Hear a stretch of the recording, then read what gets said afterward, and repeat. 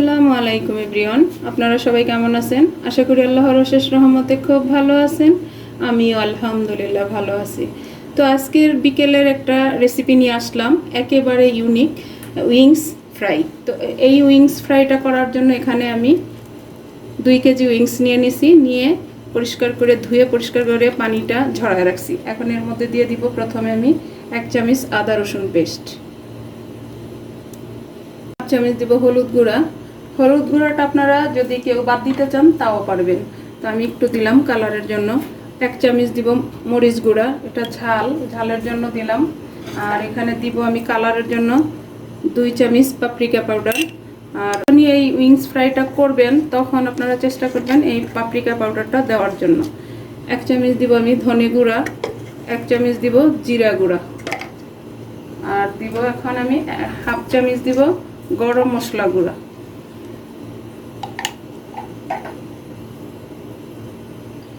আর 1 চামচ দিব কালো গোলমরিচ গুঁড়া, স্বাদ মতো দিব লবণ।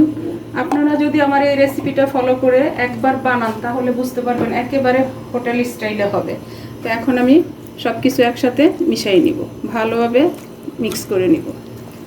সব কিছু একসাথে মাখানো হয়ে গেল।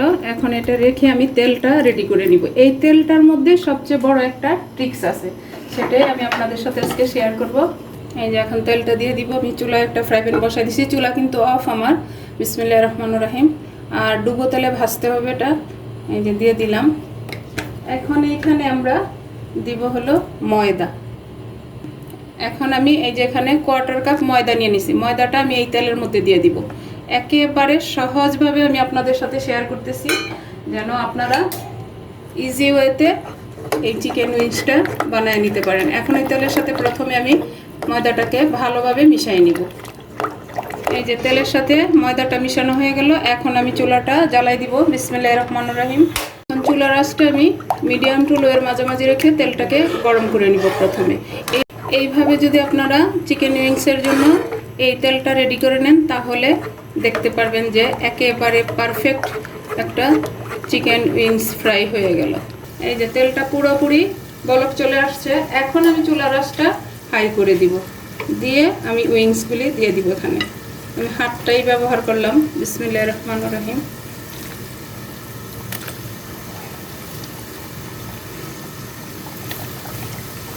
উইংসগুলো যখনই তেলে দিবেন, দেওয়ার পরে প্রথমে নাড়া দিবেন না, একটু অপেক্ষা করে তারপর নাড়াটা দিবেন।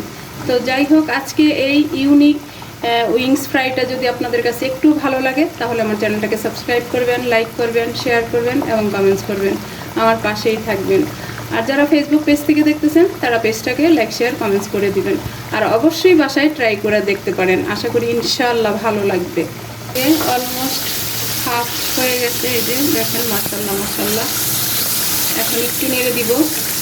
এই যে দেখেন হয়ে গেল আমার একেবারে সহজভাবে হোটেল স্টাইলে উইংস ফ্রাই। দেখেন মাশাআল্লাহ মাশাআল্লাহ, একেবারে মুচমুচে। তো আমরা যদি এইভাবে করি তাহলে আমাদেরকে ময়দাটা মাখানোর জন্য কোনো ঝামেলাই থাকবে না, তাই না? এই যে আমি উঠাই নিতেছি। দেখেন ভাবে সবগুলি আমি প্রথমে ফ্রাই করব, তারপর আবার আমি সার্ভ করে আপনাদের সাথে শেয়ার করতেছি। এই যে দেখেন মাশাআল্লাহ হয়ে গেল আমার ইউনিক উইংস ফ্রাই। তো এই উইংস ফ্রাইটা আমার ছেলেমেয়েরা যখনই খাচ্ছে তখন ওরা বলতেছে যে আলবাইকের মতো লাগতেছে, এবং সেন্টটাও নাকি ওই রকম। তো সাথে আমি দিয়ে দিছি মায়োনিজ আর চিলি গার্লিক সস। আমি একটা ভেঙে আপনাদেরকে দেখাই, একেবারে সফট। দেখেন সুসিদ্ধ কাকে বলে। এই যে, তো প্লিজ আপনারা বাসায় আমার এই রেসিপিটা ফলো করে বিকেলের নাস্তায় বানিয়ে বাসার সবার সাথে এনজয় করুন। যাই হোক, আজকে আমার এই রেসিপিটা ফলো করে আপনারাও বানান, বিকেলের নাস্তায় চার সাথে সবাইকে নিয়ে আড্ডা দেন এবং এনজয় করুন। তো যাই হোক, আজকে আমার এই উইংস ফ্রাই করা শেষ হয়ে গেল। আমি আপনাদের কাছ থেকে বিদায় নিব, আবার নতুন কোনো রেসিপি নিয়ে আসবো। আল্লাহ হাফিজ।